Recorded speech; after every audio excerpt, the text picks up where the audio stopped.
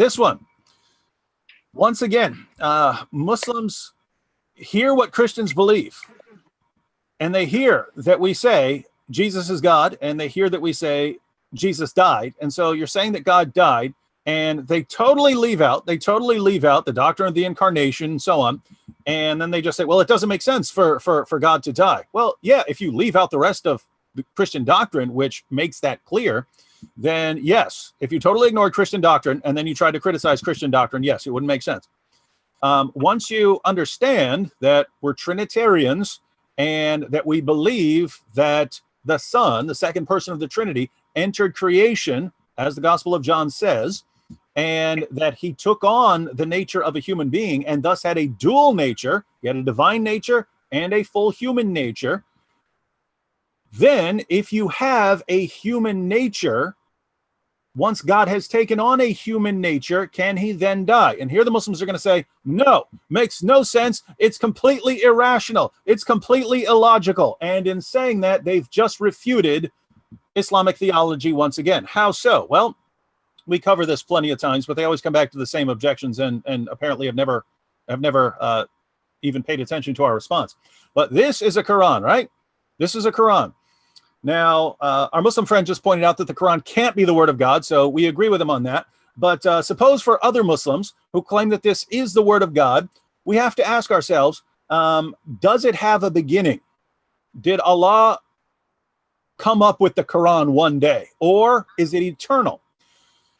If a Muslim says, no, it had a beginning, then tell him to go ask his imam, because he's actually a heretic, and so his imam would have to correct him on this. But Orthodox Islamic theology claims that the Quran is eternal. So the Quran is eternal. It's the eternal word of Allah, according to Islam. So what's the problem? Well, I open up this book, and it was printed in 1999. Now, how can this book, which is printed in 1999, be eternal? If it was eternal, it wouldn't be printed in 1999, right? It would be eternal. This book is made of paper and glue and ink. I could rip it apart right now. Someone could burn it. How could you burn? Here's the question. How could you destroy this book when the Quran is Allah's eternal word and it's incorruptible and it has no beginning and has no end? How could you destroy something like that? Well, think about this. Think about the problem. The Islamic view is that the Quran is the eternal, incorruptible word of Allah. And yet we have the Quran right here, and it clearly has a beginning.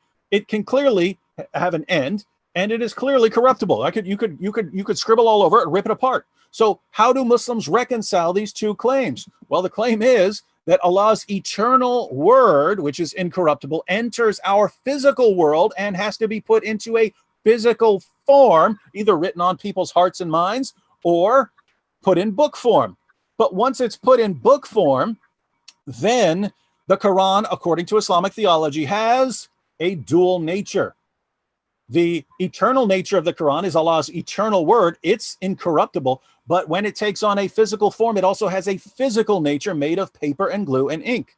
This Quran, according to Islamic theology, has two natures. Now, because it has a physical nature, can it be destroyed? Yes.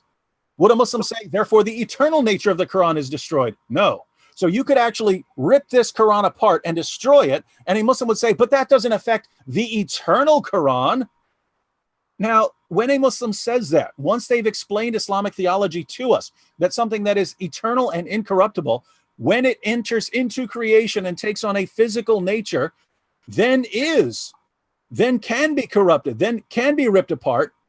And that makes perfect sense to their theologians. And they say, yes, I understand that. That makes perfect sense. How do they then turn around and say, but the eternal word of God, in the beginning was the word was with God, the word was God, and the word became flesh and dwelt among us? How can they say that that is irrational and illogical and proves that Christianity is false, and fill up the chat with the same claim over and over again, which if they took it seriously, they would have to throw out Islam? So if your objection against Christian theology, the dual nature of Christ, the objection that Christ cannot die, if you actually believe that that is a good objection against Christianity, if you believe that something that is eternal, like the word, cannot enter into creation and take on a physical nature, which can then be killed, Great. You've just proven that Islam is false. Now reject Islam because you believe, according to Islamic theology, that something that is eternal took on a physical nature and then can be destroyed and has been destroyed by people who have burned Qurans. But since you've said that this is what shows that Christianity is false, by all means, reject Islam now, and you're going to have to look for a new religion. And I've got some suggestions for you.